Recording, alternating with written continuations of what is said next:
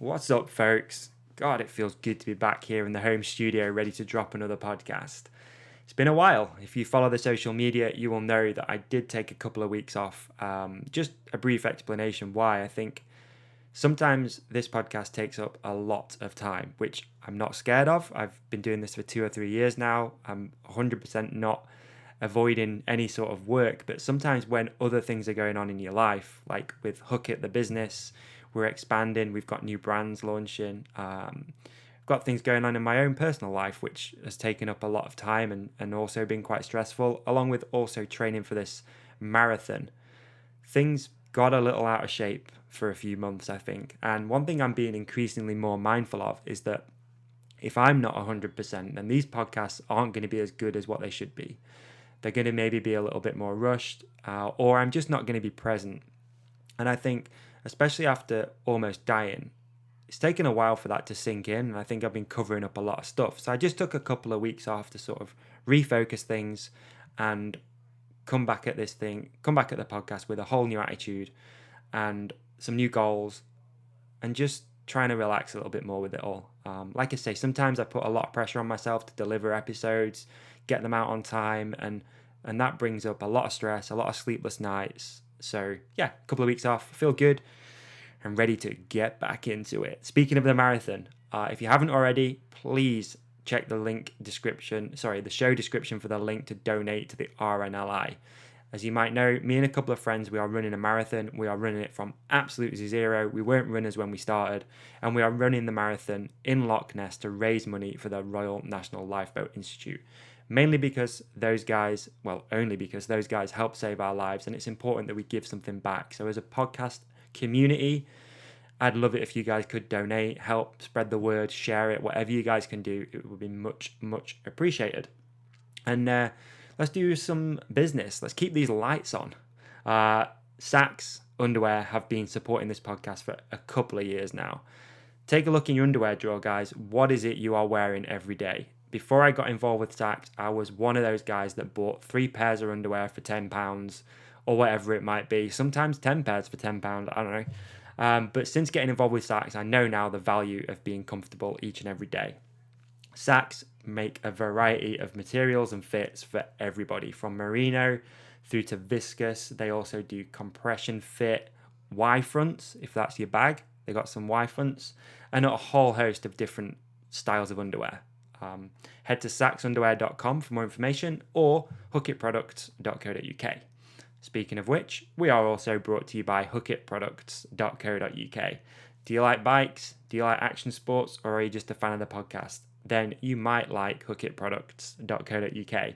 You'll find everything you need for your bike or lifestyle. We have brake pads, brake rotors, mud guards, sunglasses, frame protection, all sorts of stuff, and you guys can bag yourself 10% off just by entering the promo code podcast. That's promo code podcast.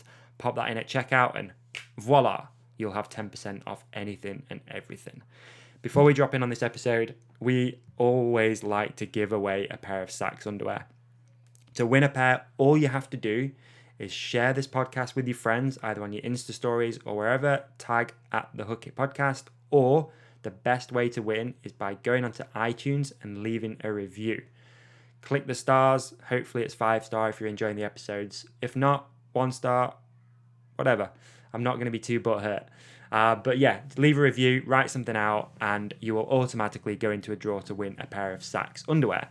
This week/episode, the winner is at Dirt Jumper. If that's you, that's your Instagram handle or your iTunes handle, then reach out and we will send you a pair of Saks underwear just like that for free. Okay, so a little bit of business out of the way, giving you guys a bit of a heads up. There's a lot of stuff going on right now behind the scenes with the podcast. We've got a few live episodes coming up, along with some rad guests in the pipeline as well, which I've been working on for a little while. And I think that's about it. Should we get going? All right, let's hand over to Ollie Wilkins, some Zeb, and then we're going to drop in on this podcast with Iago Garay. Enjoy. And welcome to intro number 764 of the Hook It Podcast by me, Ollie Wilkins, your favourite Hook It Podcast intro guy. I hope you've enjoyed this one. It took a lot of work. I put a lot of effort into these intros, and I think the final product reflects that. And I hope that you enjoy not only the intro, but the show as well, but mainly the intro. So, once again, make sure you follow the Hook It Podcast. That's at and at ODub_23. I'd like to take this opportunity to thank my sponsor. What? You want me to get? Okay. Welcome to the show, Hook It Podcast.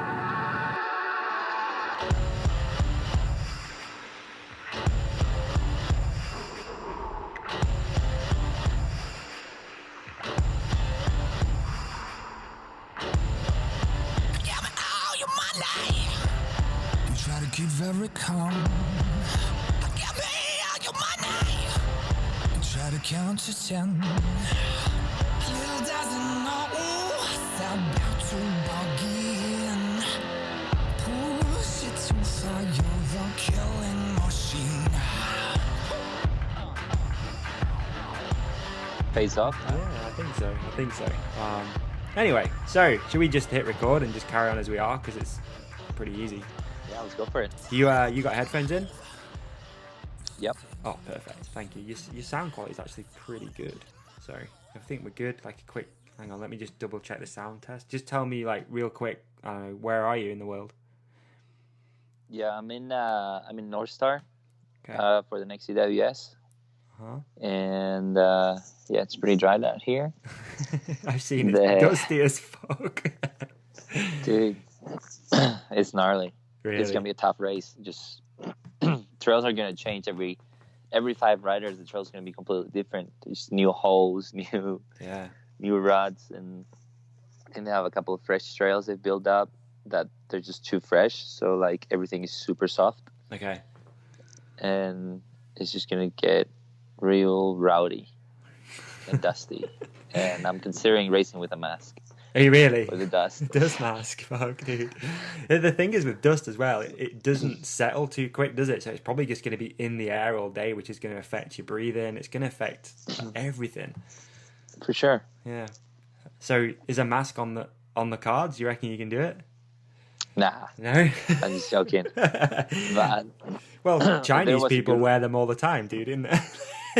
I know, man. I was in China, and like, if you want to be outside and riding your, like, my friend lives in Shanghai, and he rides his bike everywhere, and he has to deal with like a very very expensive mask that has air filters that he has to replace like every 2 or 3 months. Right. And yeah, I feel like one of those maybe. Would that be nice? It's crazy though when I've done some work before where you have one of those masks for the job and you take it off at the end of the day and you look at it and you're just like, what the fuck? Like, how is all this going into my lungs? It's crazy. So, I don't know, man. If we see you out there in a mask, then, or maybe just like a ghetto Mexican pull-up bandana, that would be pretty sick. Yeah. Like a cowboy. I was actually wearing one yesterday, and right before we left the house, the fucking team manager, crankshucks, and mechanics started making fun of me. Like, oh, you're going to be riding with a bandana? Are you bandana guy now? It's like, okay, fuck you guys. I'll leave the bandana here. I think you should be that guy. I've never seen it before. Just be that guy. And then we get to the trails, and we're at the trail lift, and Miranda Miller shows up with a bandana. I'm like, what now? Miranda's wearing a bandana. Nobody's giving her shit for it. What's happening? Funny. All right, man. Well, I appreciate you doing this. Thank you for coming on podcast. Again, we were just talking before we started recording, but thank you for sharing, one of the episodes. I think it was the one with Win. So thank you for doing that. Yeah. And obviously the natural thing to do is to reach out and get you on here for a chat, mate. So stoked. I'm glad we managed to make this happen.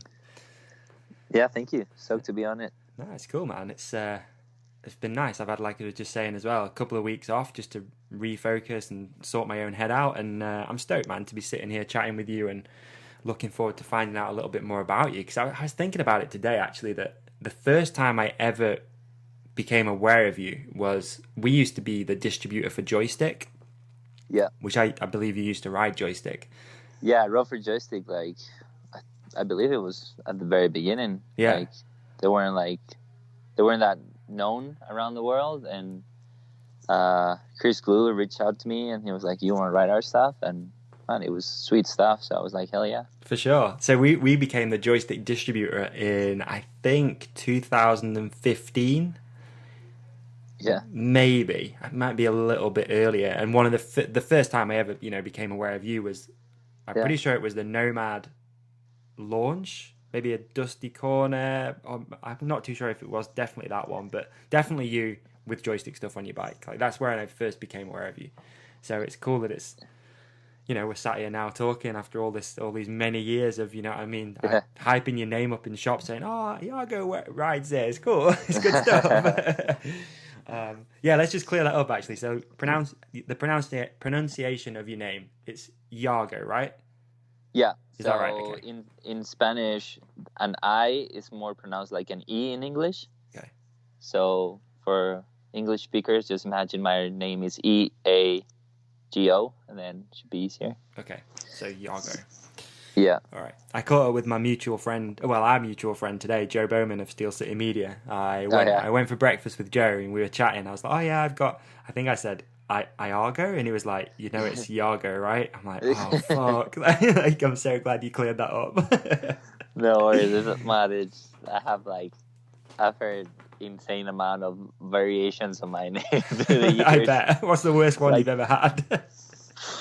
I don't know. Sometimes I even add letters. There's none on my name. Like, it was quite recently. Someone called me Largo. Oh wow! I was like, okay, you can call me Largo, and which is large in Spain, oh, really? in Spanish. So I was like, yeah, I'm Largo and in charge. What's up? Take it. Just stamp it. All right, man. So right now you're out in America for the North Star EWS SRAM, which is coming up as well. So how's the last month been for you, dude? Because you've been out in Whistler as well for Crankworks, which is no doubt a pretty sick time to be a professional mountain bike rider when you're out in Whistler doing that stuff. Yeah, definitely, man. Whistler was sweet this year. I think it's the first year we've actually had like consistent rain throughout Crankworks and coming into Crankworks. So the trails were like amazing. Like there was way less braking bumps and everything was like more hard pack. And every 2 days there was like hero dirt, and then it would rain a little bit more, and then it'll get slippery, but the next day it'll be hero dirt, and it was real sweet. Like the race was tough, right? Definitely on those conditions, but I think that the dirt there takes it really well, and it was definitely super fun. Like I really enjoyed the race there in the mud, even though I usually hate it every time I wake up in the morning and I hear rain. I'm like, oh no, like if it was the end of the world, but this time it was different. It was fun. Good. Did you do any other events, or did you just focus on the enduro? I tried to do a duel, but I was like super tired, so I ended up just not even qualifying for it. Right. So didn't put much effort into it. Yeah, I think that's the draw as well. If you were there and you're riding it, I'd struggle to not enter everything. I'd be like, yeah, I'll ride that. But I guess you've got to balance a bit of risk versus reward sometimes as well. Yeah, I've definitely made that mistake before. Every year I try to like work on my mistakes on Crankworks. It's really difficult to have a solid Crankworks where you don't end up sick or extremely tired or injured or yeah. So it's one of those things though, isn't it? Like, everybody's there, you get to catch up with people, you're probably not sticking to the right sleep schedule or I don't know, food schedule. It's just so much stuff going on. There's just too much going on. Like you never get a rest. You're like every time there's someone hitting you up to go riding, and there's also an event or signing session, or you're meeting up with a sponsor, or or you just want to stay at home and rest, and then you can, and then you feel like you're missing out on stuff, and then it's like FOMO. But it's a great time. It's like so much fun. Yeah, for sure. I was hoping to come over for that one, but again, there's been way too much going on to be taking trips to Whistler from the UK for me right now. I went last year to the Leger one, which was pretty sick. Did that for Crankworks, did some behind the scenes podcast for them, which was pretty cool.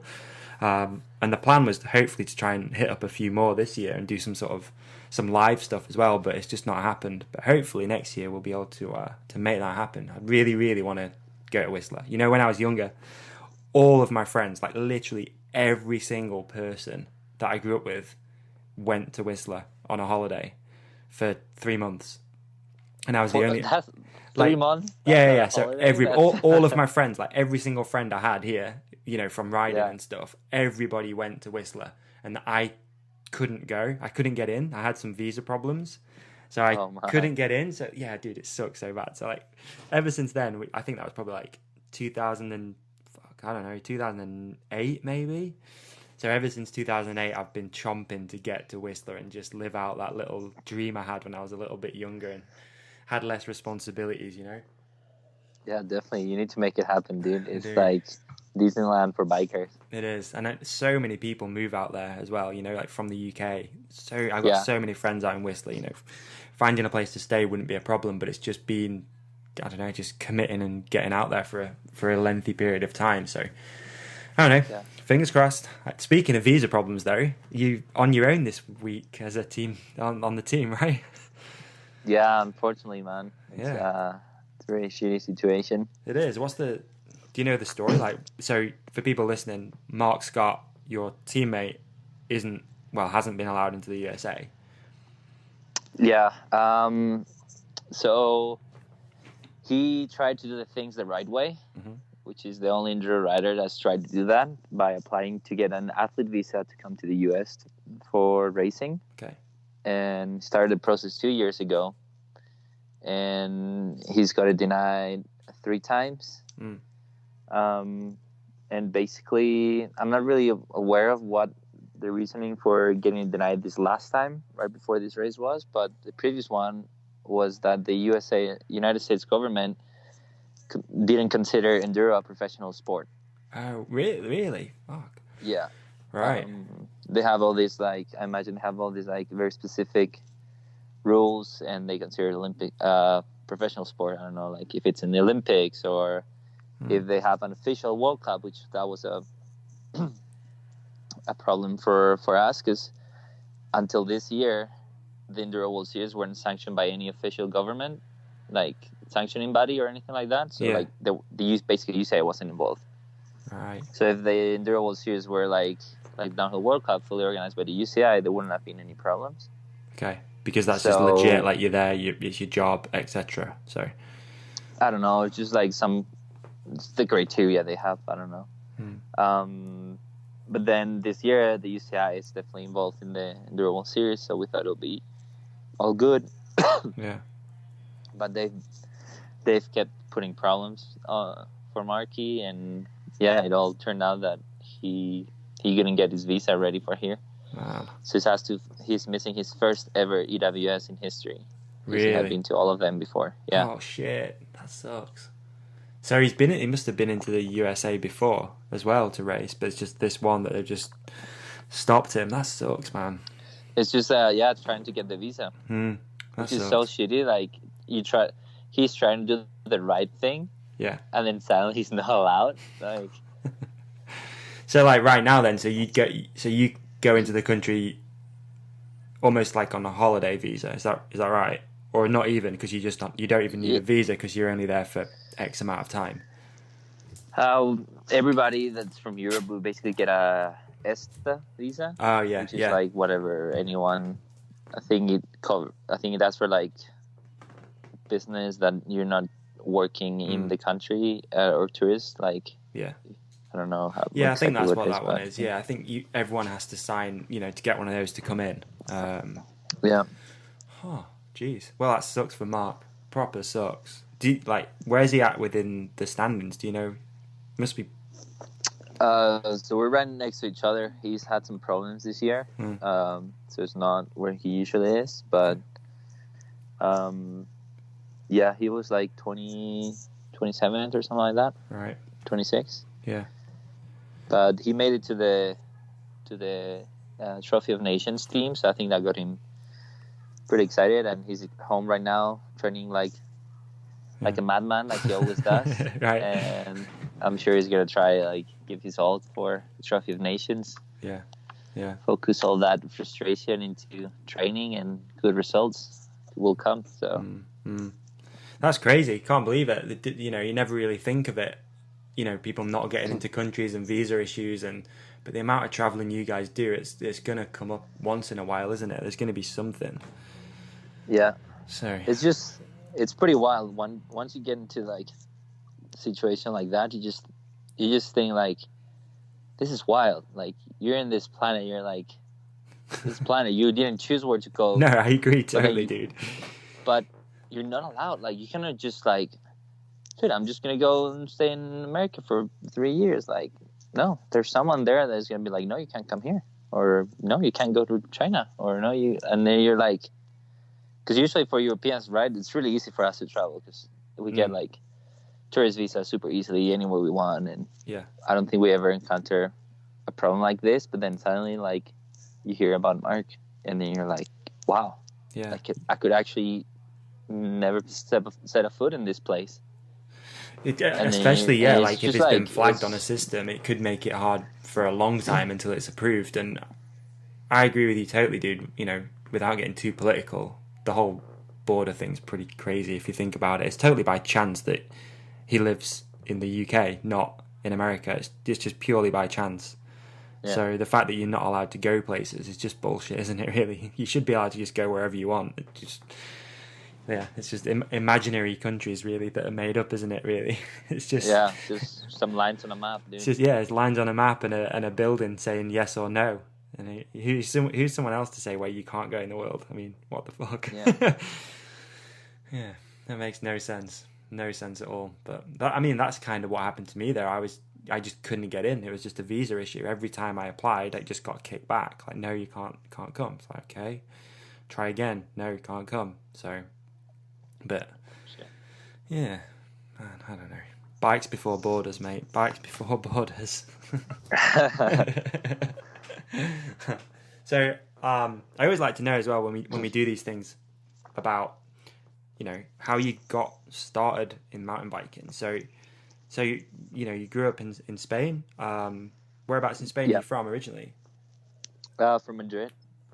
Okay, from Madrid. Cool. All right. So how did you initially then, you know, find mountain biking? How did it come into your life first? So my dad's always been like a huge outdoor guy. Like, he started hiking and climbing and skiing, paragliding, all of the above. And then I think he started riding bikes more when he got married, and it was a family activity. And the funny story is, I used to hate it. You hated mountain biking or cycling in general? Yeah. Really? Yeah. I mean, I guess when I was like a baby, that I used to go on like a little like attached chair onto his bike. Yeah. It was funny because my dad would have to like zip tie my helmet to the chair because I would fall asleep, and like my head would be like bouncing from side to side, and they were like worried that I was gonna injure myself. So they would just like zip tie my helmet to the chair so my head stayed up the whole time. Okay. I fell asleep. The first neck brace. Yeah.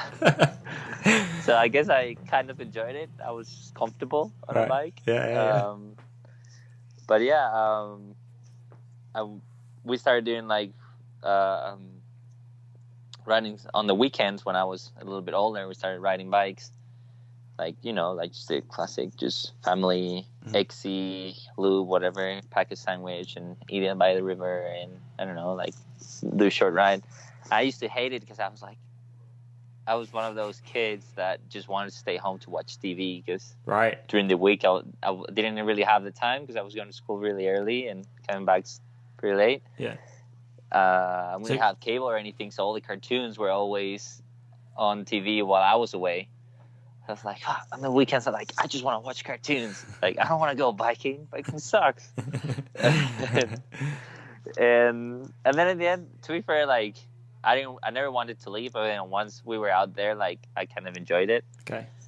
And then we started. My dad bought a tandem, so we started doing like really big rides on the tandem. That's cool. My mom will be on her XC bike, and we would be on the tandem. And at some point, we started doing this, that I will trade my mom will get on the tandem, and I would ride her bike down on the downhills. Okay. Like only on like dirt roads, because we didn't really know about downhill or enduro or any sort of gravity thing. But that's why I was like, yeah, downhill is so much more fun than climbing.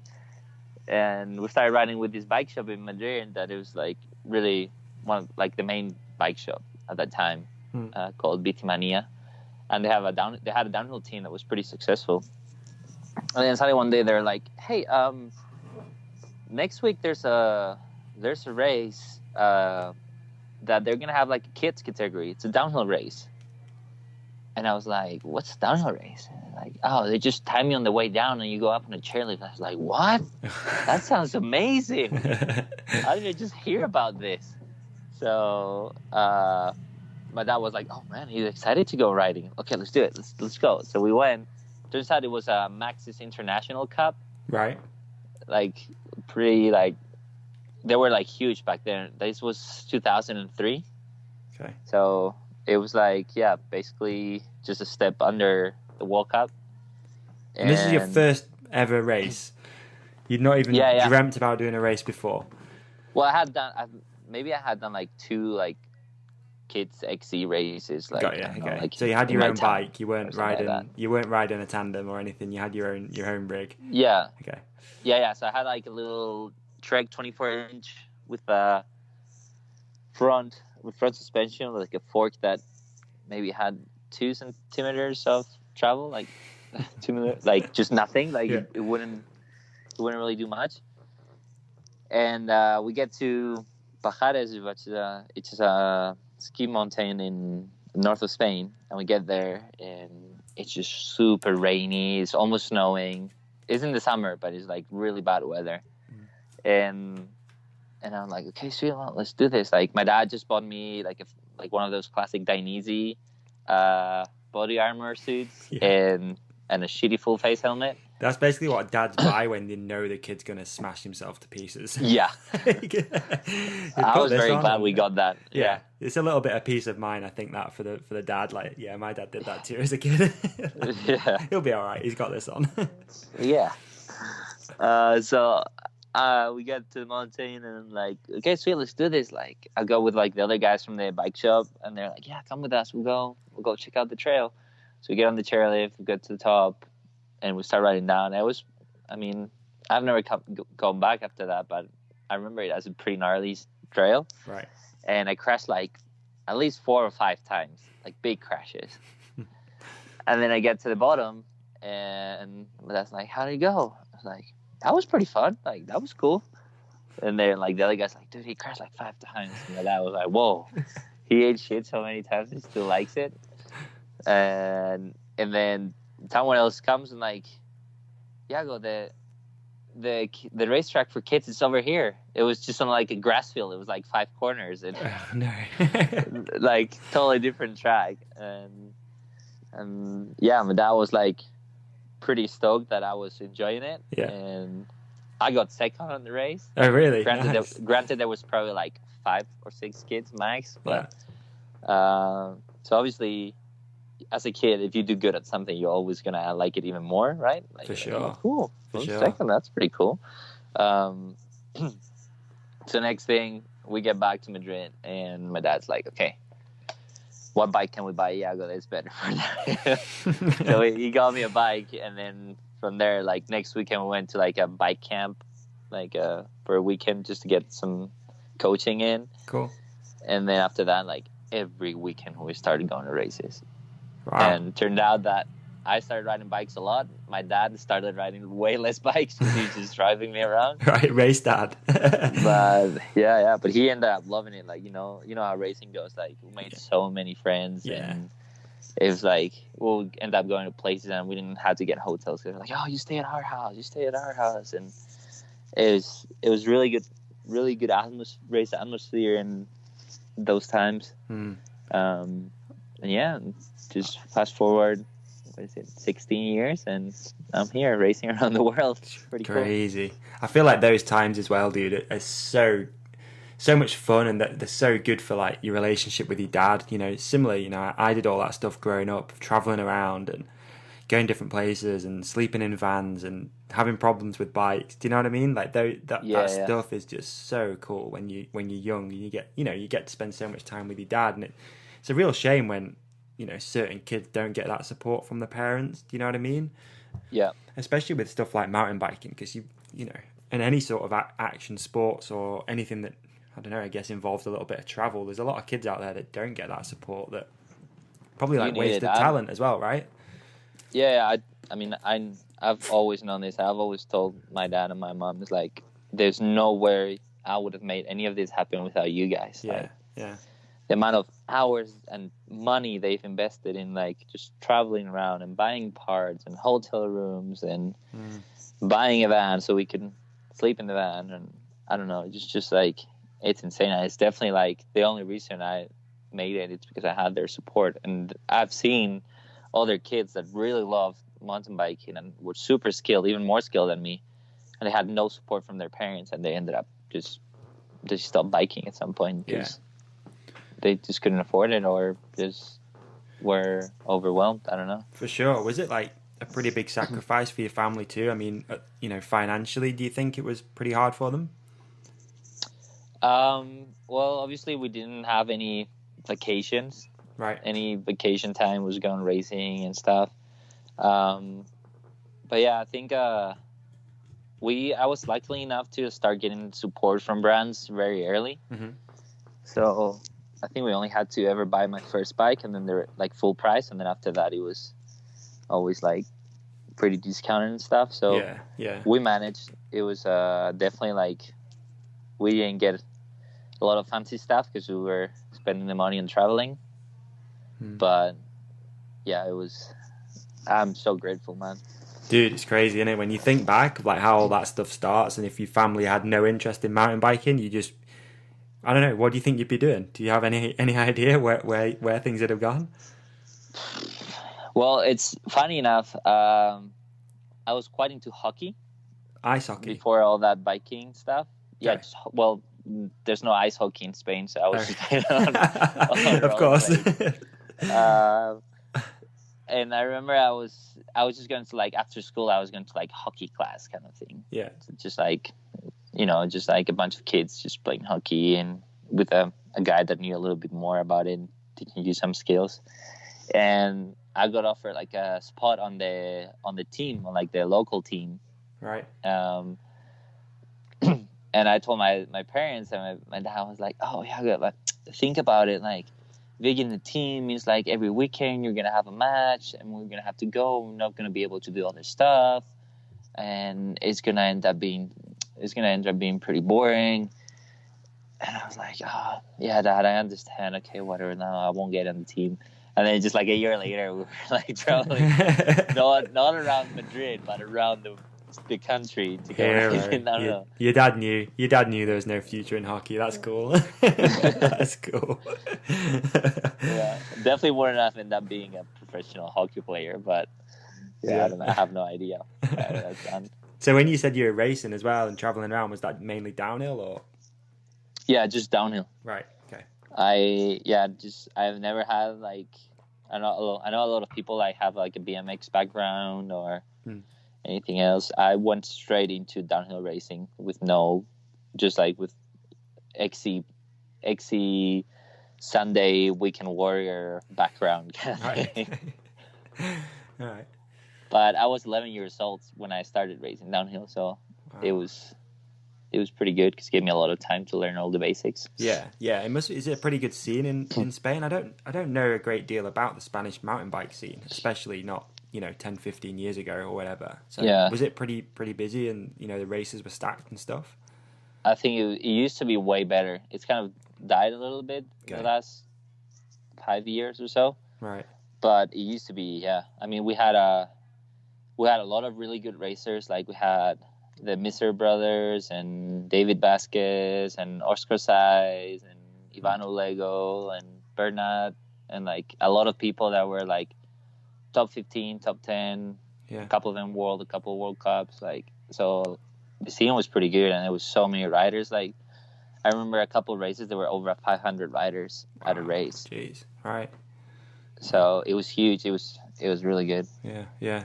And you know, do you remember a point where you started thinking, you know, there's probably a living to be made here, or you can turn professional? Do you remember like when that was? I was always, as any kid, I was like, man, it'd be so cool to be a pro rider. Yeah. I just saw it. I saw it so far away from me. Like, I was like, it's so cool, but it's never gonna happen. Like, I was like, this isn't like, I never like even chased it. You know, like I wanted, whenever I changed like sponsor or something, I was like, I just want to have free parts, so I don't have to, so I can spend my money on the travels to go racing. Because racing is what I want to do. It's like I'm not doing it because I want to make money out of it. It's just like I love racing and I want to keep doing it. And so I was like I think I was always pretty realistic with my skill level and all that. And my dad definitely did a really good job with that, kind of like grounding me. Right. Because, you know, as a kid, you're always like, oh, I'm the best, or oh, I'm going to do this, I'm going to do that.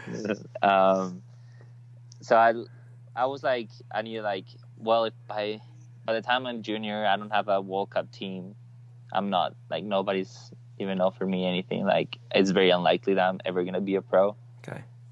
So I was like, finished high school, and I was like, well, I don't think I'm going to be a pro biker, so I'll go to university and try and make a living like every other person here. So I went to college and started sports science. And funny enough, without even knowing it, by the 5th year in college, when I was about to finish, I suddenly was pro. Because this new enduro mountain biking thing came out with Enduro World Series, and just a lot of I'd say luck and being at the right place at the right moment just made me, I was pro without even knowing it. Like, I'm not even chasing it, you know? Really? Like, just happened? Yeah. Wow. It turns out that going to university was the best decision I could have made for my biking career. Because my main reason for university, I was like, okay, I'm going to be studying. I don't really like studying, but I'm going to try and I like traveling, and I want to be living in other countries. So I'm going to use this opportunity of studying to live in as many different places as possible. So I did my first 3 years in Spain, which was mandatory to get your degree. Okay. I had to have 3 years at the same place. Yeah. And then I applied for a couple of scholarships, and I got a scholarship to go to the U.S. to study in Cincinnati. Right. Wow. It's a pretty random place, but it was the only place I could go in the U.S., and I really wanted to be in the United States. And I got there, and I was like, well, since I'm here, I'll bring my bike, and I'll try to do a couple of races. And then I did a couple local races, and I did pretty good. But then I decided I'm going to fly to Seattle, and I'm going to talk to brands. And I started talking to a couple of the brands that I'm still involved with, like freaking 7-8 years ago. Wow. I just showed up there to Seattle. I made myself I printed myself this like CVs, like little books with photos and like my results and kind of stuff about me. And I just showed up to different tents or whatever in Seattle. I was like, hey, my name is Iago. I ride bikes. I'm starting here. I would like some support from you guys. Like, basically just asking for free product. That's right? awesome. I was like, and then these people were like, whoa, do you just want free product? They were like, you just want product? I was like, yeah.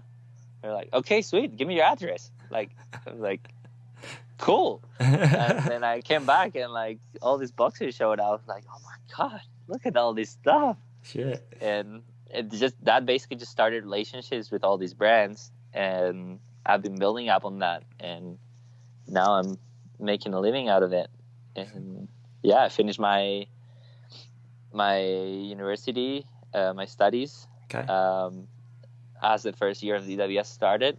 So I was studying and racing at the same time. And then by the time I finished, I was lucky enough to have enough support from brands to like not have to work and just focus 100% on racing.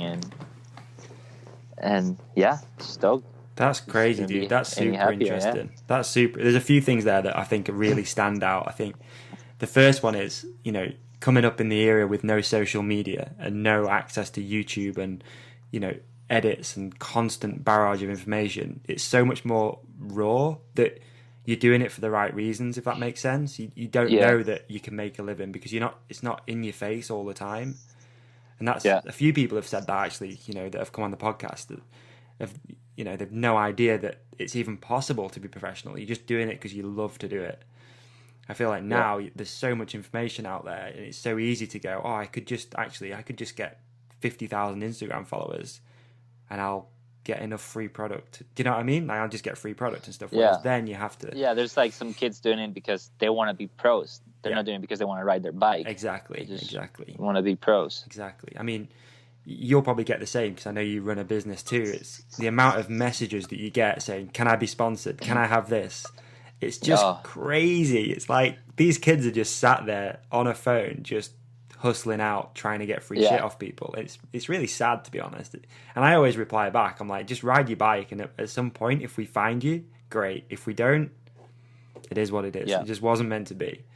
But there's also that point, like you said, you had to go out and you have to try and, you know, build up a relationship with a brand or a company to get sponsorship. You have to actually make effort and drive somewhere, and you gotta chase what you want, right? Like, you really gotta work for it, 100%. What you want, and stuff is not gonna come to you. Like, that's long time gone. Like, nobody's gonna come to your local trail center and be looking for the next Aaron Gwyn or Richie Root, you know? Like, you need to go out there. You need to... But the important thing is you need to go out there and do it the right way, isn't it? It's go out and actually speak to people and not just be barraging them with emails and messages on Instagram saying, can I have some free stuff, please? It's like, no, of course you can't. Like, what the fuck? Let your riding and your race results speak for yourself. And as you said, people will find you. Definitely. It blows my mind. Like, we get all those messages you were saying all the time, and then like their claim to be sponsors, like, give me free stuff and I'll post it on my Instagram. And you're like, how is that? Like, since when? Like, what are you doing to, like, deserve free stuff? You're barely riding your bike. You just started riding your bike. You should forget about getting free stuff. It's funny because you can usually scroll down and say, just bought a bike, they've just got into it, and now they want, like, loads of free stuff. And I know it's a little bit sort of off topic, but it is frustrating. It's like, just ride your bike. Like, you know, you're forgetting why you're doing this. You're doing it to get free shit, and it's not cool. It's really sad. But yeah, it's good. It's interesting though that you went out and did that and did it the right way, because it's just so much more organic. You know, you just get your name out there, you speak to people, and the rest usually, if your results and you ride and backs it up, it'll just follow naturally, right? So if enduro hadn't happened, if enduro was never invented, would you still be riding downhill, do you think? Yeah, definitely. I mean, I'll still be riding my bike. I feel like probably every person that rides enduro that had been biking before, we were doing enduro before enduro had a name, right? Whenever you were training for downhill, you had to do your XC training, right? But you were not gonna just do it on flat. You were always gonna look for the sweetest trails that would come back after you climbed, right? So true. I don't know. I feel like I'll probably still be doing the same sort of riding. Maybe not racing, but I'll definitely still be riding my bike up so I could ride a sweet trail down. Yeah. You said as well before that, you started getting free product and stuff like that. But was there a moment in your career where you go, actually, I can do this for a living? Because there's getting free product, but still having to pay for all your travel and stuff. And then there's actually making a living from it, isn't there? There's two very different things. And I think there's a lot of people, that are professional that aren't making a living yet. Do you know what I mean? Yeah. So do you remember like how that happened? Like, how does that stuff come around, and how do you end up? I'm sorry. Again, you said you've had really long relationships with some of your sponsors. So what's sort of the secret of doing that, do you think? So I feel like, as I said, like I was riding because that's what I wanted to do, and I just wanted people to help me do it. I didn't want to like I wasn't chasing making a living out of it, right? So like any bit of money that I made, or any like Christmas, like since I was like 14, any Christmas money you get or birthday money, any sort of thing, I would just like, okay, I need a new set of gloves, or I want to go this place, or so you just put all your money into it. Like that's your basically only expense you care about, as long as you have a little bit of food and a place to sleep, right? Yeah. So I wasn't like too concerned about making a living or not. Then, as I mentioned before, for me, turning pro I feel it was like going out for it, but also being at the right spot at the right moment. Okay. So you said your first time like knowing about me was that Nomad video launch. Yeah. That was pretty much the thing that started all for me. Oh, really? Professionally wise. Right. Wow. Yeah. That's cool. And that's pretty much like what everybody. So I'll go around the world, and most people think, or used to think, I was from Chile because of that video. Oh, the it's first filmed time in they Chile. heard about me, it's a video filmed in Chile, and they're like, "Oh, he must be Chilean." So I went to, because of studying in the U.S., right? I get to know this guy called Mariano Gon, which was the global sales manager for Santa Cruz, which I had never met before or even heard about him before. Right. But turns out he had gone to the same high school as me 20 years before me, or something like that. Oh, in So he was Spain, from in Madrid. Spanish. Yeah. Okay. And we had a friend in common, and this friend in common was like, told me like, hey, if you ever need anything, like my good friend Mariano, he works for Santa Cruz and lives in America, and while you're in America, if you need anything, just let me know. And I had just stopped working with Trek bicycles after 7 years, Trek Spain. Okay. And I was like, well, actually, I'll need a new bike sponsor. Like, I would like to get a bike, and Santa Cruz sounds pretty good. Like, could you get me in contact with him? And it's like, yeah, sure. And then gets us in contact, and Mariano was kind of like the same. Like, we went on this Skype call, and he goes to me, he's like, Iago, I'm gonna be honest with you. I have no idea who you are or what you've done, but my friend vouches for you, and so I'm willing to give you a try, opportunity. And I was like, oh, fuck, awesome, man. Like, if you can lend me a bike, like, I was just like, let me use a bike for the race season, I'll give it back. It's like, sweet, yeah, I'll lend you V10 and a Bronson. I was like, whoa. Wow. No way. It's like, yes, thank you. Like, first time on the 27.5, and like brand new Bronson was like huge thing. Yeah. And I finished my semester studying in the US, and I went to Spain, and I raced. I went to the Mega Avalanche, which it's a race I love and I do very often. And I had a really good race for being like basically almost a privateer. And I ended up 8th or 9th. Wow. And at that point, Santa Cruz really didn't have an enduro racer at all. They were kind of supporting the Nomads, who were also like starting to become a team and all that. Yeah. And so the Monday after the Mega Avalanche, Mariano calls me on Skype. It's like, hey, Iago, I just came out from a meeting with Rob and Will Ockleton, marketing guy. It's like, you're on the world team now. You're a free agent.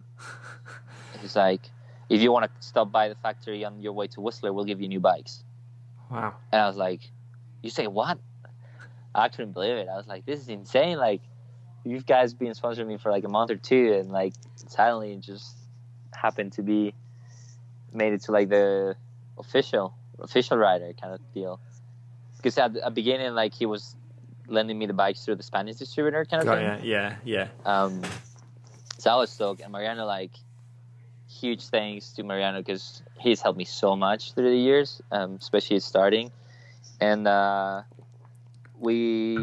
I went to Whistler and I raced, and I was like debating. He asked me, what do you want to do? You want to do enduro or you want to do downhill? I was like, well, I don't really know. Like, I'm going to try to race world-class events on both, and whatever I do best, that's what I'll commit to next year. And so I did the EWS in Les Dos Alpes and in Whistler, and I did the World Cup in Val Nord.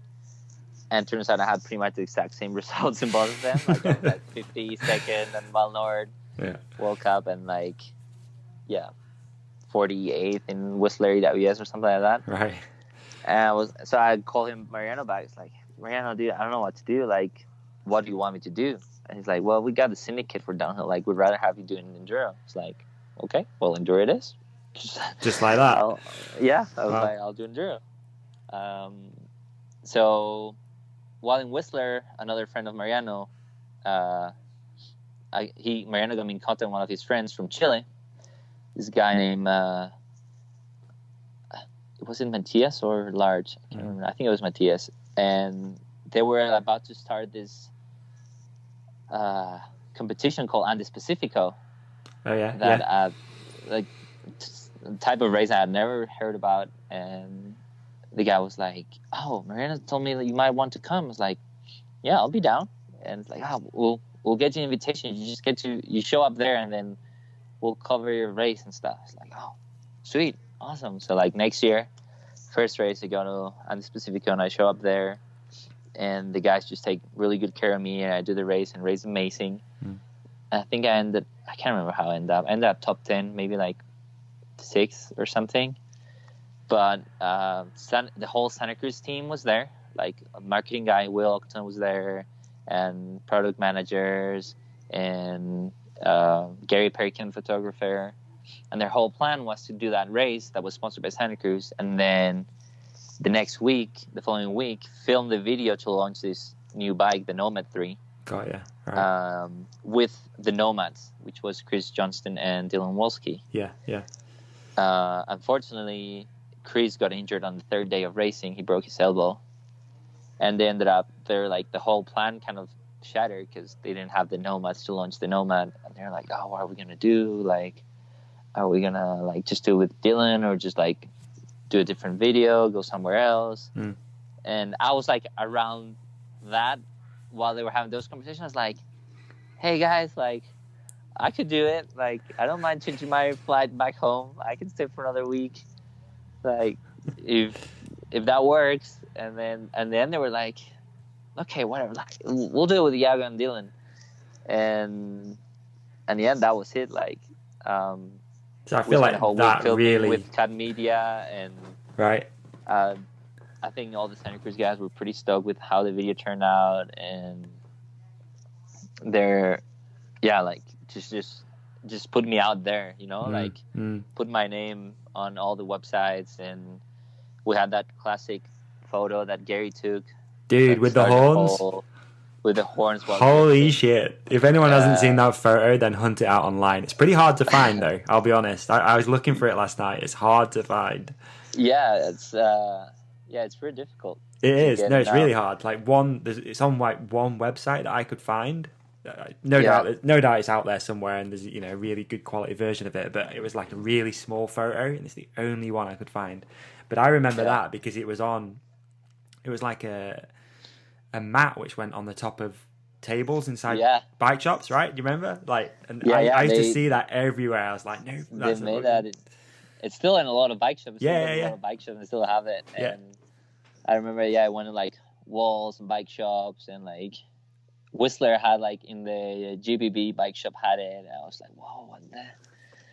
It was huge for me. Obviously, I was stoked because I always really like also like the whole filming and photo aspect. Yeah. And that was my first ever like pro photo shoot of film. And so we had a helicopter going into it that you had to like do something to stand out. Do you think, was it like subconsciously you're like, nah, I need to leave an impression on these motherfuckers. I'm gonna throw some horns while roosting. Well, I mean, I obviously knew that was a great opportunity. I had to like make the most out of it because it was something that would never repeat again. But basically, I was just with Gary, and we were like shooting photos while the CAD Media guys were like moving on to next location to shoot the next scene, whatever. And I remember seeing on that race, Jerome had a photo on the last stage, just fully tucked, and then looking at the cameras, throwing the horns while racing. And I was like, wow, that's one of the most badass things I've ever seen. Like, oh, so cool. And I was just thinking about that. It's like, oh man, it would be fucking cool to do a drift while throwing the horns. I reckon nobody's done that before. And we were just like shooting like a drift shot basically, just on like a flat section. Yeah. And I didn't tell Gary or anything.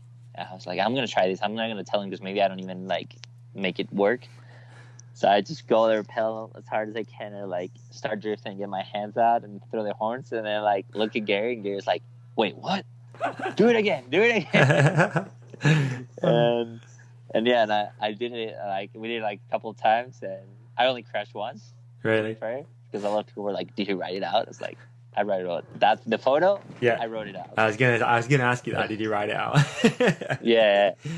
But basically, like Gary was so stoked on that photo that first thing we go back to the house that day is like goes to the computer and starts editing, and then Gary was a lot into like doing hashtags back then, and he just like put like a "Do you even drift, bro?" hashtag on the photo and like emailed it to all the Santa Cruz people, be like, "Yo, look what we're up to in Chile." I was like, "Whoa, that's so sick!" Like, and yeah, it just became a thing. Like, I was traveling to the next races that whole year, and every time I was coming around the corner, I'll be a photographer or something. I was like, drift, do you even drift, bro? Like, they were all just like, yeah, I was like the drift guy for just because of that photo. Sick. Like, started a movement, man. You're like the Ken Block of mountain biking. Which, to be fair, it was more like a skit because I had to like be pulling like the rear brake and all that stuff. But anyway, people call it. You can take it. It's cool. Sick. So cool, man. Yeah, it's cool. It's amazing though that like really elevated your career. That one, like, not one shot, but that whole experience of going out and filming and stuff. Yeah. Crazy. But definitely that's what I tell a lot of people usually is like, you gotta go get that stuff, right? Yeah. Like none of that would have happened. I was like, I'm gonna buy a ticket to go to Chile and race this race because I want to race this race. And I want to be out there, you know, like you need to, nobody would have called me like, "Oh, Iago, this guy got injured. Do you mind coming from Spain to film this video?" Like, that's never going to happen. You need to get yourself out there and put some effort and invest money on yourself, invest time, and it'll pay out. Or it won't, but you'll have a great time anyway doing it. So it's a win-win situation. For sure. Totally agree with you, man. Like, you know, and while that conversation was happening, it could have been quite easy for you to not say anything, to not throw your name in the hat. You could have just been like, "Nah, I don't want to, you know, I'm not feeling it. I don't feel up to it," or whatever. And then who knows where you'd be. It's one of those pivotal moments, right, where your life just goes in a completely different direction. Which is crazy. Yeah. Has it been a bit of a whirlwind since then, you know, traveling and, you know, how do you find all the traveling schedule and stuff?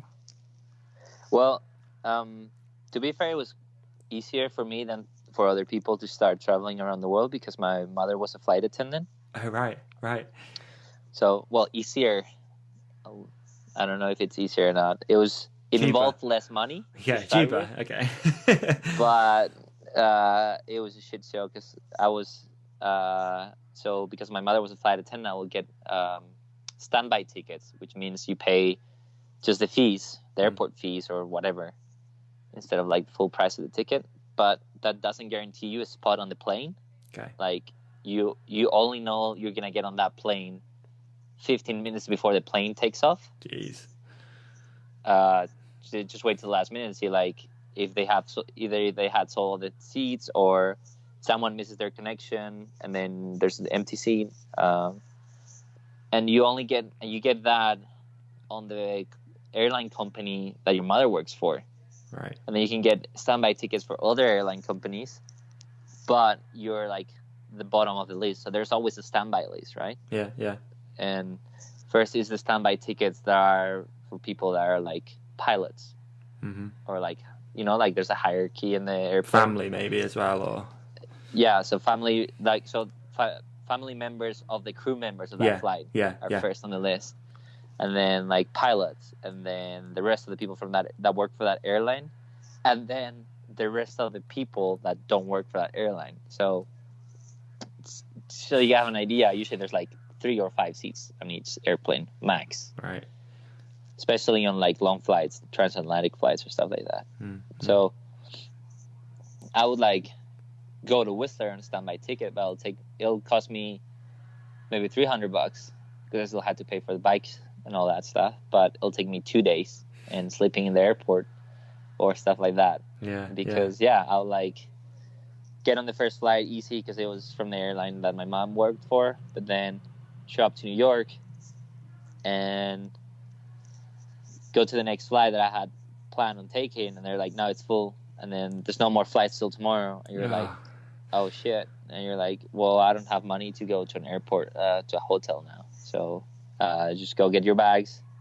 You can't go to the security because the airport's closed, so you need to stay outside of the security line and just wrap your arm around a couple of your bags, and then you lay on top of your bike box, and then you try to sleep there for like whatever 4 hours or something, and then like as soon as the desk opens, you try to like check in and get a ticket to see if you can jump to the next flight, and it probably takes you like 1 or 2 more flights to get onto the next city that you need to go to. That's gnarly. So I mean, it was cheaper, like definitely took less money for me to do these trips, but it was definitely super stressful because you were definitely in a very tight budget. Yeah.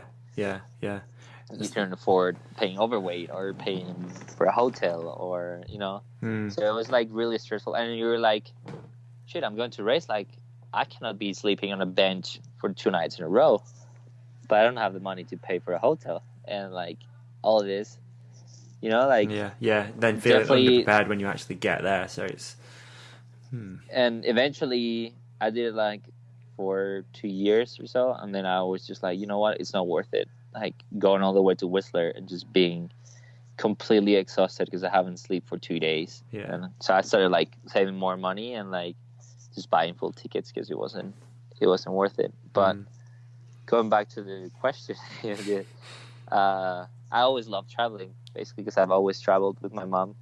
Okay. So I enjoyed every bit of traveling around the world, and it was definitely hard, but I feel like I had it easier than other people because I spoke Spanish and English, and I speak a bunch of French, so I wouldn't feel like I feel like other people are like outside of their comfort zone because they show up to a country and they cannot even ask how to get to their hotel or anything like that, Yeah. So yeah, I always had a good time. Always enjoyed it, even in the rough times. I was like, man, I'm going to Whistler. Those times shape you though, man. All week. It's been crazy because we've got like a separate series called EWS or Bust, and the premise of that is we follow one of our sponsored riders. He's called Rich Payne, and we sort of follow him around to all the Enduro World Series rounds if he can get there. But some races he literally just can't afford to get there, so we don't do an episode. But some of them it's interesting, the ways he get around it and driving, 2 days in a row just to get to a race and all this sort of stuff. And it's fucking not cheap, dude, to go do that series if you're not getting paid for it. It's super expensive. I know Rich was saying last year he probably spent like £20,000 on travel and food, accommodation, and a bike and all that sort of stuff. It's crazy. But it's been good. It's cool for people to hear that though, because it's not an easy thing to do, is it? To get to these events, to get seen, you've got to spend your own money to get there and do it. Yeah. And like you were saying, if you don't put yourself out there and invest money on yourself, it's just never going to happen. So unless you just sit and shoot shit tons of direct messages to companies and hope that they're going to start paying for you. Yeah. That's always an option. I mean, it's not going to cost you any money to do that, right? Exactly. So just do it. Just copy paste the same message to all the companies and see if it works out. So tell me about your career so far then, man. I mean, you're consistently up there. Is it fair to say you're a consistent top 30 Enduro World Series guy? Yeah. That's fair, right? Top 30s. Yeah. You normally sometimes a little higher. Every now and again, you drop a little bit lower. Yeah. Where are you at with that? Like, are you happy? Do you want more? Are you content with what's going on? Where's your head at with that stuff? Yeah, I'm not super content with top 30. Especially after a couple of years. Well, every year I ended up around the 30th spot on the overall. Every year, like I think I've been like 30th, 33rd, 35th, 33rd, 26, 28, something like that. Like I've been Good research. on the man. overalls at the end of the year. Like I've been like 10 spots around 30th. Okay. Either in front of 30th, like in front of 30th or behind 30th. But yeah, it's kind of frustrating because like every year I'll have like a couple races where I'll be like either like top 20, or I'll have a bunch of stages that I've had stages I've been top 10. I've had a couple of stages I've been top 5. Yeah. So like, you know, you as a rider, you'll be like, man, if I can do this for stage or for 2, why can't I do it the whole race? You know, like, you know, there's definitely potential. You tell yourself you have the potential to be there. So you want to be up there. So like, I want to be a top 15 rider, right? But it's not that easy. Like every year it gets harder and harder with EWS. Like you train twice as hard as the year before, and you're like, man, this year is the year. I'm going to be there. But turns out that every other person, plus another 20 other guys, have been training twice as hard as well. Yeah. And then, suddenly you're beating these other guys that they were beating you this year, but then these other guys that you didn't even know the year before are beating you, are in front of you. And like, it's been crazy, and it's been really good to watch how much the level has progressed in the Enduro World Series. Like how much harder people train, and how fast we race. Like it's insane. It blows my mind. Like I would have never imagined I would be training so much. Really? Honestly, like, you know, like coming from downhill, when you're training for downhill, you're never on your bike for more than 2 hours. Yeah. Like training, I would say. But now you need to go out and do 8-hour days or whatever. It's just, and you're going to the gym, and then you're doing your regular training, and then maybe you're doing laps, or you're climbing, or you're doing stretching, or like you're spending your whole day training. Like it's a whole day kind of thing.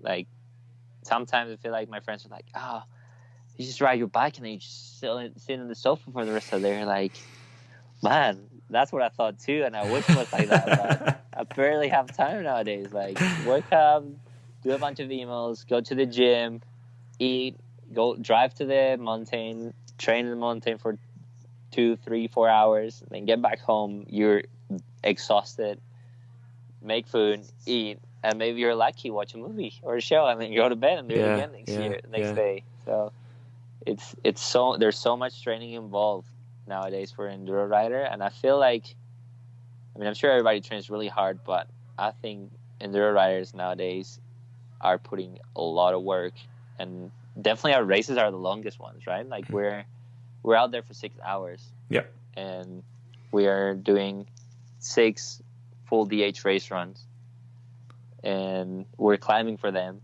and then when we're sprinting, they're like, our race runs are double the time of a downhill race run.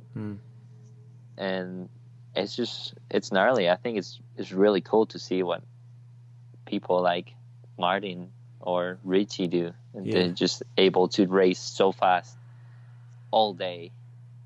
And I don't know, like it's amazing. Is there anything that you see though that, like, what are those guys doing? Like, is there anything you can put your finger on and go, I need to do this more? Or do you know what I mean? Is there anything, or is it just more time on the bike? It's so difficult to tell, man. Yeah. I've definitely been trying to figure it out, but you see them ride, and sometimes you're even like, man, I feel like I rode that section better than them. Yeah.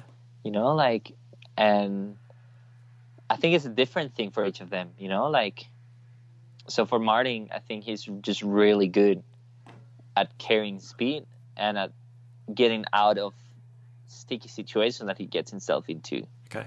So like he'll overcook a turn, he'll come in way too hot, but he's just so strong and so skillful to be like, I'm gonna be 2-wheel drifting and bunny hopping a huge rock while not touching my brakes and get out of this corner and carrying fucking twice as speed as anyone else. You know? Yeah. That's my thing that Martin is really good at. He's just a really good rider, really fast. He's not scared of going in fast into places, but then he's really good about avoiding crashes or mistakes. While Richie, I think he's just like super strong. He can put the power and he can definitely go downhill super fast. Sam, on the other hand, I think he's really good. He's just so skilled. He uses half the energy we use to go down the hill. Right. Yeah. Because Just natural, just flowy. Yeah, he corners way better than any of us. So he comes out of corners with more speed. He doesn't have to pedal as much as we have to pedal, maybe. Okay. And then whenever the time to like put down the power, he's obviously super fit because he knows that was his weakness, and he's been putting a lot of his training into that. But then he's less tired, so he has more energy available to hammer it down. So I think it's just all different things for each rider, and it's not a thing that's gonna work for me or for in between them. Like it's just there's different recipes for success for those riders, and that's the beautiful thing about mountain biking. That's it. So many variables, dude. It's crazy, isn't it? Yeah. So many variables. Like this year, we've been trying to like do a bunch of testing. Okay. And suspension testing, or everything, just everything. Okay. Bike, geometry, suspension, tires, whatever. And it's just so hard to like isolate things you want to test. Okay. And you need so much time as well. Like if you want a proper test, I don't know, you want to test your flip chip on your bike, right? Yeah. So first you want to find a trail, and then you want to know the trail, so it'll take you maybe 2 runs, and then you want to be comfortable with the base setup. So you do those 2 runs, maybe another one, and then you change that setup, and then you want to do another 2 runs at least on that, and then you're like, man, I don't know if this is good or not, and maybe you're like, fuck, I want to go back to the other setup. But turns out you can do like, I don't know, 5 runs a day at full race speed. Yeah. And to test one thing, maybe you need 10. Right. But then if you do it in 2 days, then the conditions on the track change, because either rain or it's more rugged, and that's just one thing you wanted to test. But you also wanted to test like your fork and a different set of tires and the compression tune on your shock, and it just takes so much time. Yeah. When you're like, how do other people do it? And you look into like F1 testing, you're like, well, they're really easy to isolate anything on there, right? Because there's always the same track, always the same conditions. Like you just bust laps and laps and laps and laps. And you can do laps so easily. You can do 20 laps in for sure, one day easily. Sure. So that's why I also feel like it's great, because there's so many different things that'll work on a bike. Like there's so many different bikes from each other. Like you look at them, they're completely different, and they all work. Like there's not one bike. It's hard to buy it's really hard to buy a bad bike. Let's be honest, it's almost impossible. And like the thing for enduro, like you can do all that testing on one track, but turns out that in a day of racing, you're gonna do 6 different tracks that could probably potentially be on different valleys with different dirt, different style of track, everything. So it's like, it's really hard to. I guess as well, it's like coming from Whistler with what you've just ridden pretty much wet, and then you've gone a week later, it's a dust bowl. So your settings from last week are going to be nothing like what you're going to probably run this week. Well, like what we've ended up doing and what we've been doing for the last couple of years, like you just work on a really good base setup. Okay, and then just fine tune from that. And then you have something that works pretty much everywhere. And then you adjust maybe your pressure on your fork and your shock and your rebound, but you don't change it that much. Maybe you go to a cold shock, but you're not like drastically changing setups that much. Yeah. Because you can't afford to, right? Like, and you don't have that much time. Like, we're not like downhill that we can do a couple of runs and test different things. Like we have one run to see the stage, and we need to focus on learning the stage. You cannot also be like, how bike's doing this or that, or I want to try this other thing. So the best thing we found out is just like try to get a good base setting, and then kind of like learn how your bike's gonna react in different situations, and trying to learn how you just beforehand you even show up there. How could you make that better? Got you. Yeah, and then minor adjustments for those stages for the day. Yeah, that's interesting. Like you said, I never really thought that downhill they've got usually Thursday, Friday qualifying, all those runs to get that perfect setup. While you've got that one Or run usually. they're going back to the track they raced last year. You know, like it's very rare that we race the same stage 2 years in a row. Yeah, also true, for sure. So yeah, a lot of variables. Where do you think this whole enduro thing's going? Where do you think it'll be in 5 or 10 years? I don't know. I think it's tough, man, because this comes up quite really a lot, tell. right? It comes up a lot. I mean, we know with downhill, it's the F1 of mountain biking. It's crazy viewers on Red Bull on the live stream. Relatively easy to film. Everyone can follow each race. You can watch the whole live event in a couple of hours. Whereas enduro obviously does have those sort of limitations that you can't really sit and just watch it. I don't know. Where do you think that's going? It'd be interesting to know as a racer. Where do you think it's going to go? I think it's just going to keep growing and growing. I think it's going to become a huge thing. And my reasoning for that, I think the technology to be able to live stream an event is just growing so fast and improving so fast that I'm pretty sure that I would say in 5 years from now, we're going to be racing with like live stage GoPros, camera, whatever. Like people are going to be able to see where you're racing live. And I wouldn't be surprised if there's like just drones flying around doing live streaming. And I mean, technology is just improving so fast that in 5 years from now, a TV quality camera will be the size of a phone, probably. And like, it'll be super easy to just have that set up. And obviously, as always, once the TV is there, the people will follow it. And I think enduro is a thing that it's a sport that any bike rider can relate to. Because it's just accessible. Like everybody can.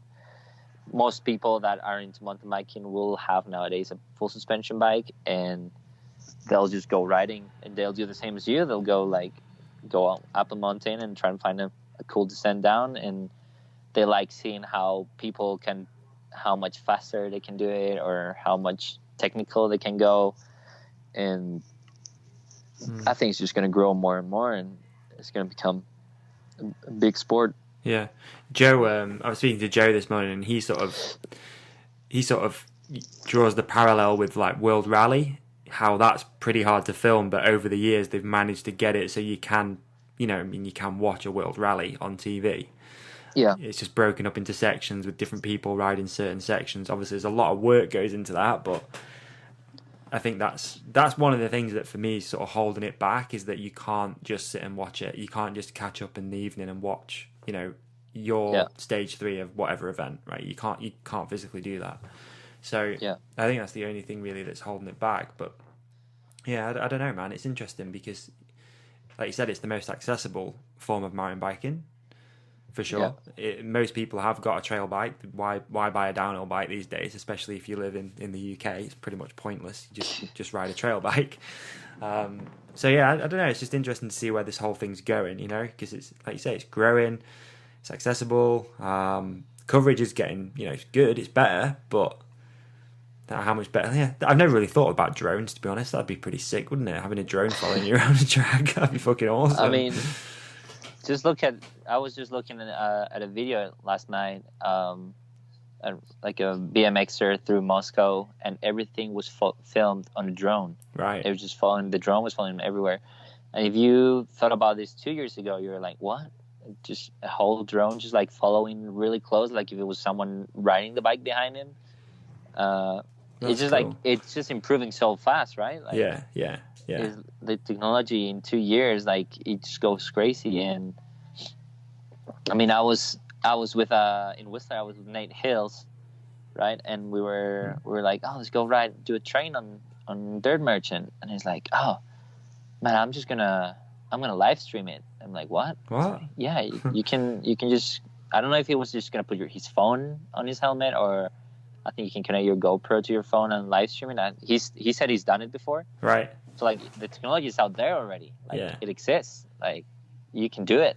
And once, like, I don't know, I guess like 5G thing that's starting to happen now, faster internet speed on your phone and better cameras and all of that. Just like, yeah, it'll just happen. It'll be like live streaming anywhere with good quality. And you know, like they're already doing like the whole GoPro stuff on the tour, right? Like there's people that have the GoPro on their saddles. Yeah.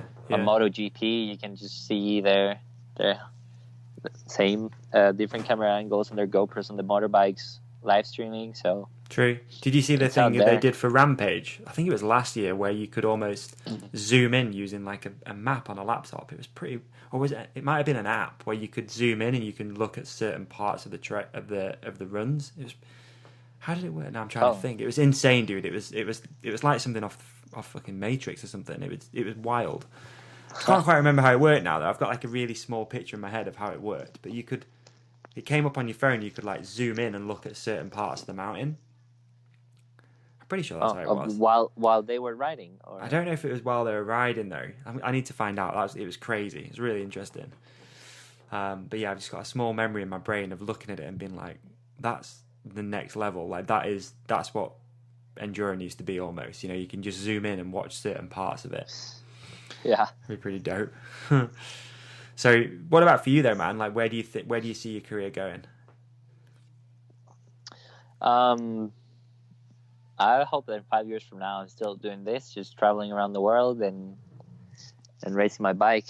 I'm definitely gonna stick around in the industry for a while. Okay. Yeah, you've got like really good relationships with your sponsors though. Like we were talking about before. You've been on Santa Cruz for what, 6 years? Would you say? 6 years. 6 years. Cool. Like obviously you rode for Fox for a little bit. You've been with Dakine for quite a while. Smith, you've been with for a while.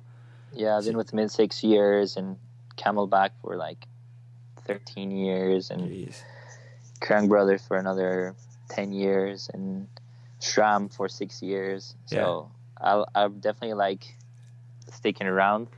I think it's a great thing, and once you get to know a different company, all the people that work in there, it's just a great thing. You know, like when you go visit them, and you know people, and you're like, you know their names, and you're talking to them, and they're like, So like, and it just motivates you as a rider so much more to represent that brand. You know, like 'cause you know like what stands behind the brand, and it just like, I don't know, like I have a T-shirt, and I know the girl that designed it is a good friend. I'm like, every time I put the T-shirt, it's like, I love this T-shirt. My friend designed it. You know, like she hand drew all this stuff. Like, this is so cool.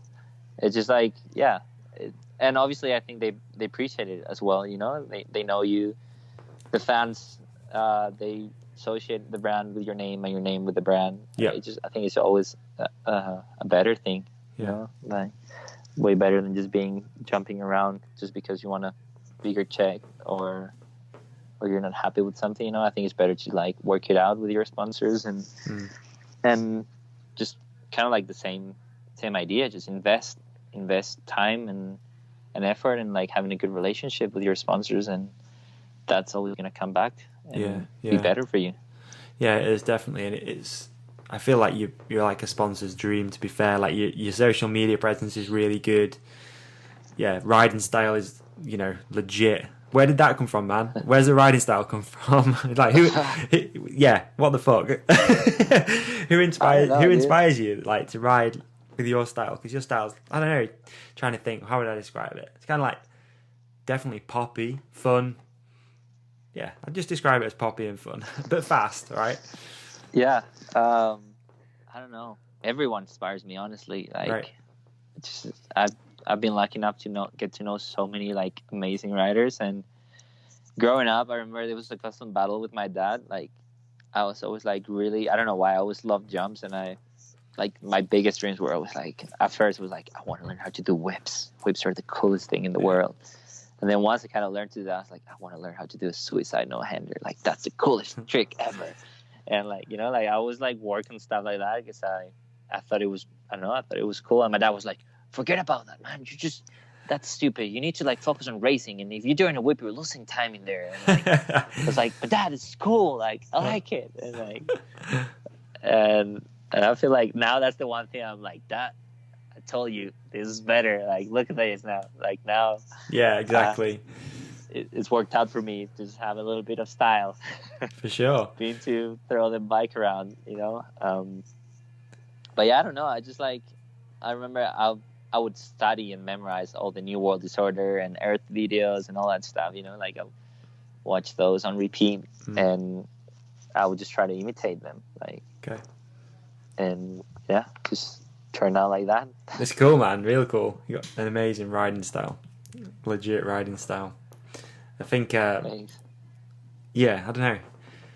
It needs more of that, I think, in the enduro stuff. Do you fancy doing any, I don't know, like a fest series or something? Do you fancy any of that stuff, or is that too big and scary? I don't know, man. Those just look huge. I know that based on my experience, bigger jumps are kind of easier. You just need the speed and the commitment, right? Like, because there are usually those guys really know how to build jumps, right? They're the best builders in the world, basically, to make jumps. But at the same time, it's like, fuck, that's so scary. I don't know if I'll ever do anything like that. Even Sven Martin asked me one year if I wanted to do hardline. And fuck, dude, like that's some gnarly stuff. I'm seeing the videos, like not only the jumps, just like the root sections in the wet. It's scary. It is. I remember having Craig Evans on here a while ago, and we were talking about the Fest Series jumps, and it's like he couldn't even really describe them. I'm like, how big are these? Like, oh, mate. That's all he kept saying. Yeah. It's like, you can't even describe how big it is. Fuck. Because especially after that, you know, like after Craig and Rad went to a couple of those Fest Series, and they came back and they were like, you know, like. And then Craig won hardline. Arguably like, one. What the fuck? Yeah. But like Rad's arguably one of the, I don't know, 5 best mountain bike riders in the world in history, basically. Yeah. And you talk to him after he comes back to Fest Series, and you can tell he was scared of hitting those jumps. You were like, fuck. For sure. Like, if he's scared, I don't even want to think how I would be trying to hit those jumps, you know? Yeah. Speaking of Rat, actually, like, who'd have thought, you know, that sort of stuff would come around with the whole 50-1 movement and them having such a big sort of like social media presence and stuff.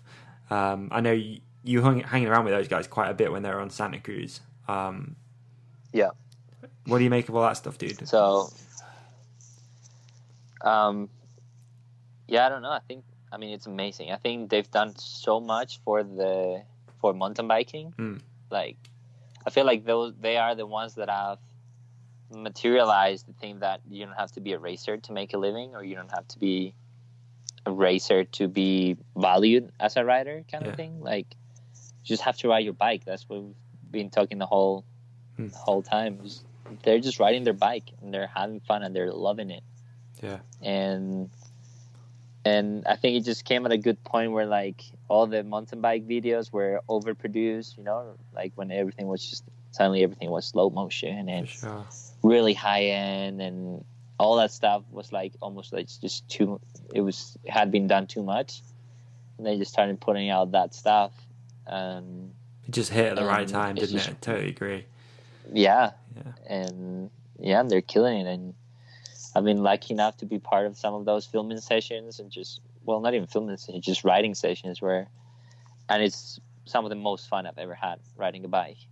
Just with those dudes, you just get to random trail and you find 2 corners that are just loamy and sick, and then you just start riding, and freaking Rad nails a corner, and then you're like, fuck, I'm gonna do the same, or I'm gonna try to do something better than him because Lou's got the camera and I wanna get something cool for the video. Yeah. And you try to gap into the corner, and then you crash, and then everyone's like, whoa, and then like someone comes and does that gap, and you're like, man, I gotta do it now. And like you just like start one-upping each other, but like encouraging each other as well. Just like massive cheer, especially when you crash. That's when like the vibes start going more, you know, like when you're trying something and you just like fail the first time, everybody's like, okay man, come on, you got this. Like everybody's like supporting each other, like, come on, you can do this. And you go again, and like maybe crashing, and everyone's like, no dude, definitely this one is the one, you got this, just do it, just commit to it, blah, blah. And then you do it and you get it, and everybody gets super stoked, and you're like, wow, that was awesome. And then like sweet, and then you just swap the cameras and you stop riding, you start filming them, and then someone else rides, and then trades camera for bike, and it's just so much fun. It's just like it's with mountain biking, you know, like it's just fun. You're out there having fun with your friends. For sure. And I love that stuff. I think that's I'm a big fan. Yeah. I think what they've, like you just said, like what they've done in making it, you know, just having fun, you know, that's it. It's just having fun with your friends and throwing a camera around, and everyone takes it in turns, and then you just throw it out there on social media, and it's created something really cool for those guys. I think it's cool, real sick.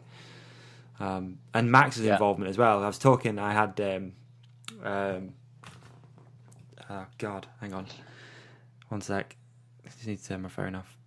The phone just started ringing. What a lemon.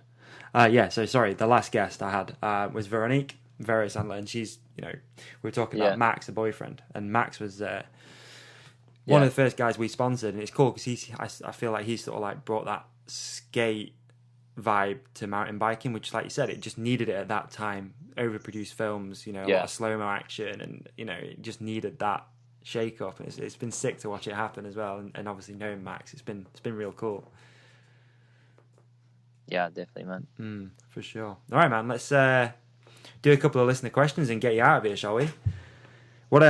Actually, in fact, just before we do that, I read an interview earlier, which was done at the start of the year with Vital, I think, and you said that you weren't one of the races you weren't looking forward to doing was this one coming up. You still feel the same, or what? Like, what's going on? A little bit. I mean, I came here to race an event they had last year. Yeah. California Enduro Series, and this place is really fun to ride, but it really sucks to race. Okay. And I'm just gonna explain it. There's not a lot of the mountain's not very steep, so you don't carry speed at all. Plus the dirt is just really loose. So basically, out of every corner, you're gonna be drifting out of it into losing all your speed, and then you're gonna have to be sprinting into the next corner, and it's gonna happen the same thing again. And you have to be sprinting to the next one, and you're over 2,000 meters of altitude, and it's super dusty, and I feel like your whole respiratory system is on a shock the whole time, and you just get so freaking exhausted. And it's just gonna be a hard race. Like, even like if you look into the stats or whatever, like it's basically all chairlift. We pedal like a couple times we do less than 1,000 meters of climbing in 2 days.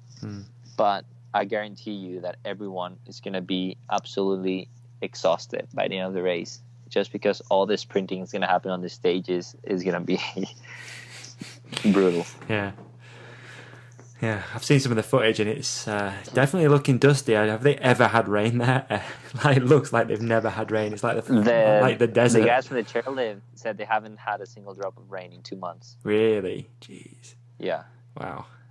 And is it a 2-day race? Have you got practice tomorrow, or? Yeah, I think it's a 2-day race, but we are only doing 1 stage or 2 stages on Saturday, and then the rest on Sunday.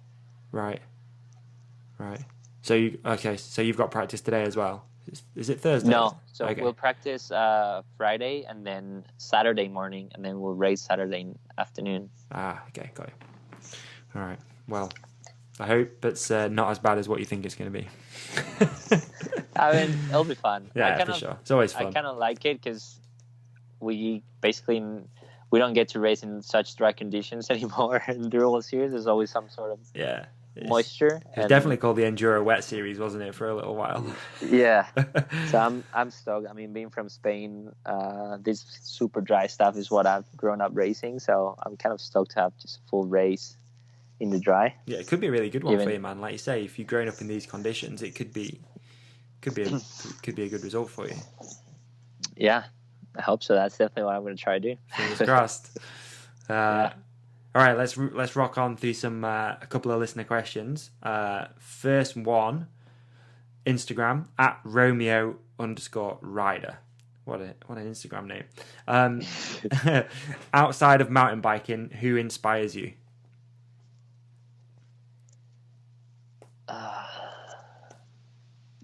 A lot of people. I would say basically other sportmen like inspire me a lot. There's Rafael Nadal.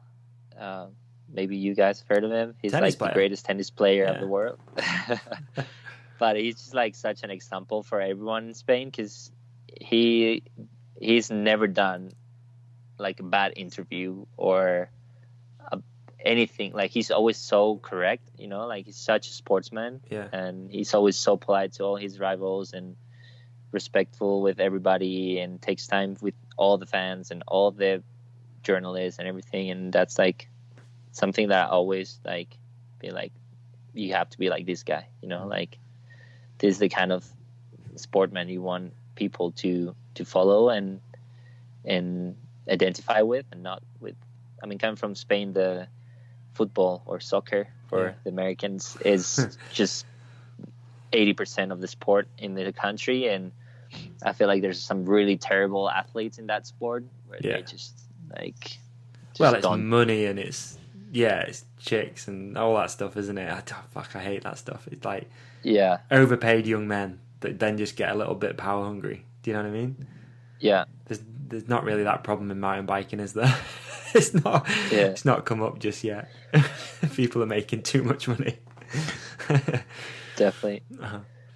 But yeah, and then like since for the last 3 years, I've started my own company. So like I've started to like do more research and like being more involved with how companies work and all that. And I've been like really like identifying what some brands are doing, like I don't know, like Patagonia or Cliff Bar or brands like that, and they're the owners or the CEOs or the people that started them, like, and how they see business in a world where like everything is so focused in money, while you feel like this business obviously they want to make money, but they want to do it the right way. You know? And I think that's such an important thing, and I'm definitely very inspired by all of that, and how they like treat their employees and how they change production systems and protocols to like be more eco-friendly, and I don't know, all that stuff is like really inspiring for me. I feel as well with the business stuff. I mean, that's obviously something I love talking about. You know, I run a business, and we were talking just before we started doing this about, I feel like now you have to be so like multifaceted. You can't just start a company and just hope people are going to buy off you. You know, one reason for starting the podcast was it's good marketing for us as a company. It's fun, obviously, as well, but also you just have to do all these different things which are just quote unquote like cool. Basically, you can't just sit back and hope people are going to buy off you. And I love, like you just said, like what Patagonia do. You know, every now and again they do a whole day and they donate every bit of money to a charity. Or we've just actually we're just going through joining the 1% for the planet. Right. Have you seen that? So you just donate 1% of your turnover every year, and it just goes to, I believe it's like, I can't remember what they use it for, but you know, preserving rainforest or something like that.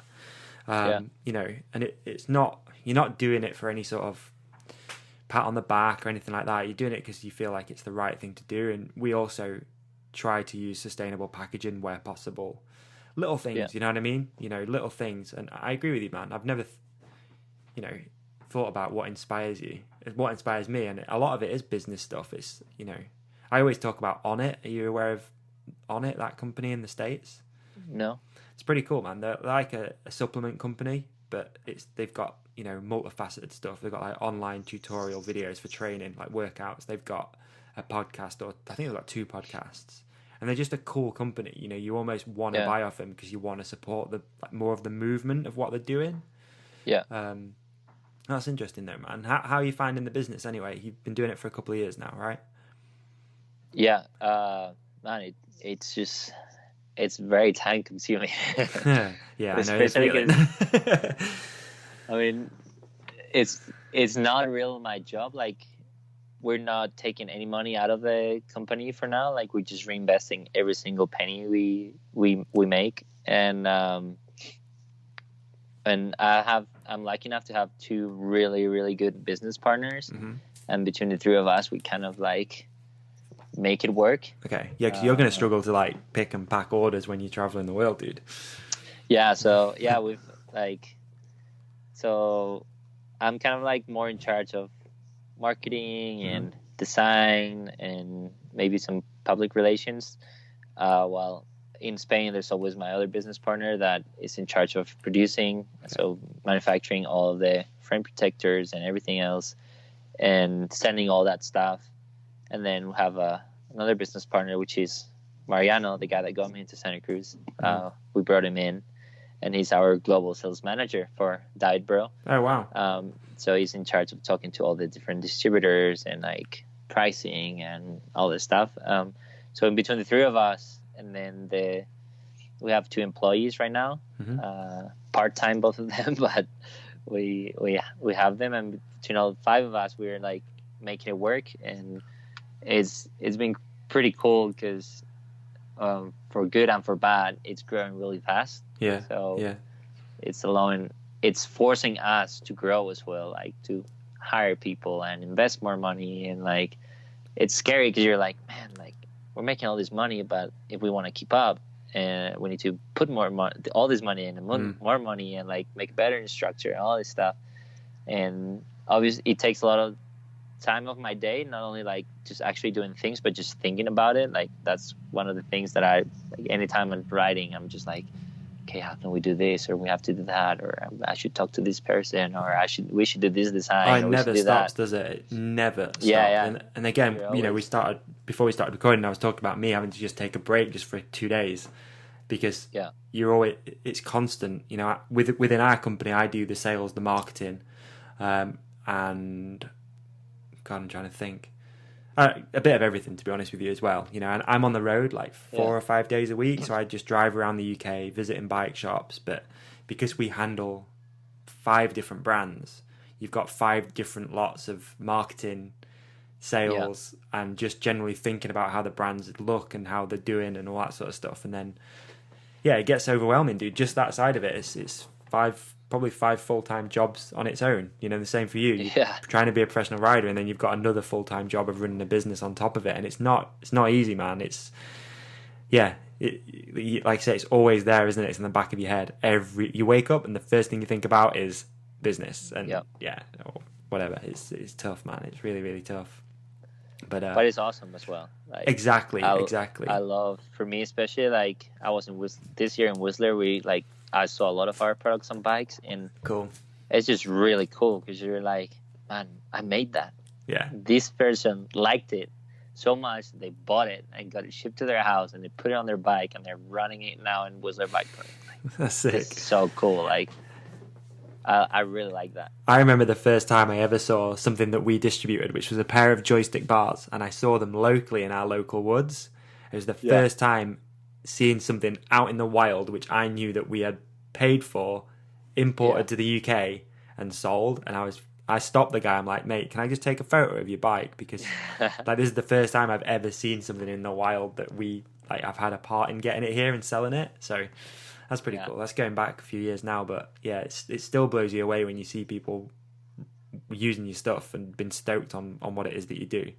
And as a company, like we've moved more towards now of owning our own brands rather than just importing them, especially with all this Brexit stuff that's going on. You know, it could be pretty scary as a distributor. It's scary, you know, because you're importing stuff from the EU or Canada or America or wherever. So we're moving more towards owning the brands rather than just buying them in and selling them, you know. So that's been a whole new challenge as well of figuring out manufacturing on certain stuff, because we do frame protection as well.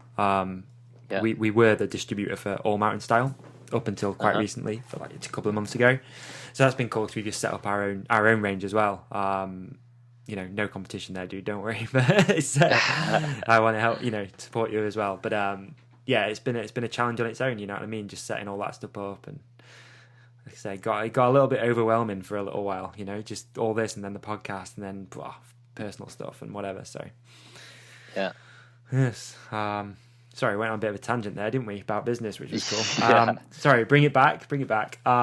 What else we got? At Tixer23, do you have any tips for somebody trying to get faster and fitter? Well, one thing comes with the other, right? So the fitter you are, the most likely faster you're going to go. So Yeah, I would definitely say train harder. And by that does not mean go for 8-hour rides. You know, you got to train smart. And resting is as important as training. But explore the interval training. That's something that every professional rider does. And you can get more done in less time, and you get more time for your body to recover. So interval training is a great tip. You should look into it. And then how would you use interval training for yourself? Are you doing sprints, uphill, downhill, flat? It's just endless, really. Like you can just off the bike as well. You can do so you can do intervals in the gym. You can do intervals, which is just sprints, as you said, the classic. Just do a 10-second sprint as fast as you can, or you could do 15 minutes as hard as you can.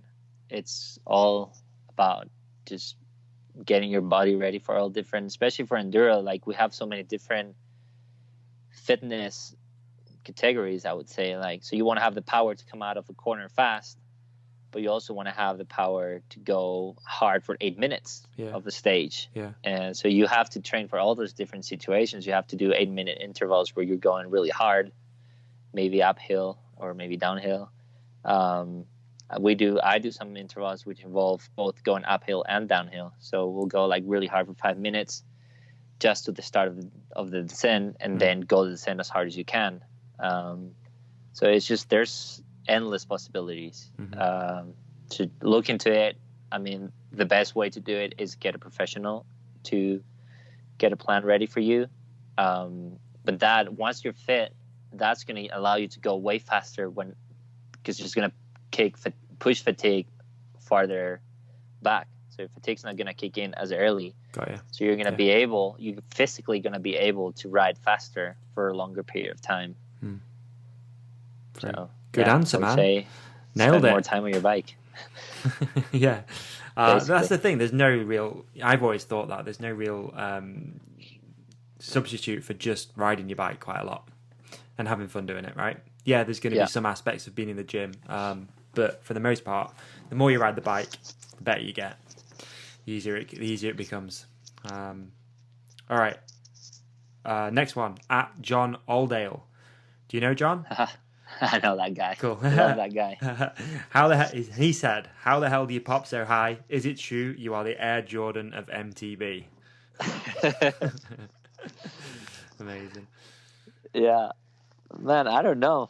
It's a tough one to answer, I guess. How do you pop so high? I think it just happens. It's just the same thing. Just like try over and over and over again to the same thing. For me, growing up, we didn't really have jumps, right, where I was riding like around my house. It was all really flat, so I would just imagine jumps. Basically, you just use the track. So it was a little rock or a little, I don't know, like change in the trail.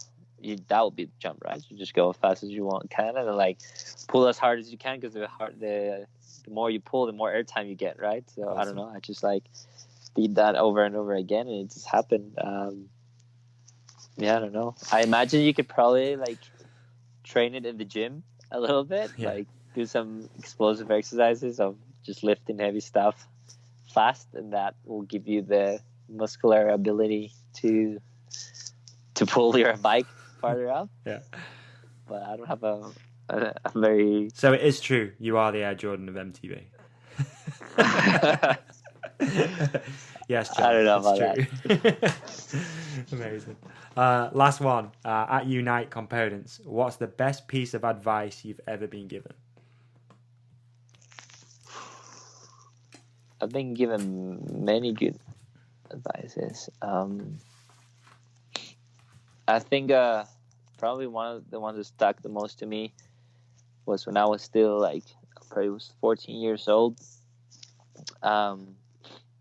I was being helped by Tommy Misser, and I had a race season. I'm sure a lot of people can relate to it, where I was crashing a lot on my race runs. And Tommy came to me and was like, "Don't worry about this, Iago, because this is good for you. This means your head is finally ready to go faster, but your body is not ready for it yet. But it's gonna come.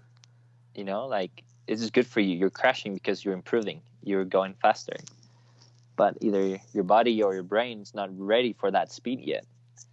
So just keep riding your bike, and you'll see that when you stop crashing, you're gonna come out being a way better rider. That's awesome.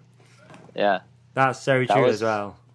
Being a kid that didn't really know, and I was definitely way more emotional about stuff like that, and frustrated after every time I crashed on a race run, and maybe even cried or whatever. And like, he tells you that, and you're like, okay, that's okay. So I don't suck. I'm actually going better.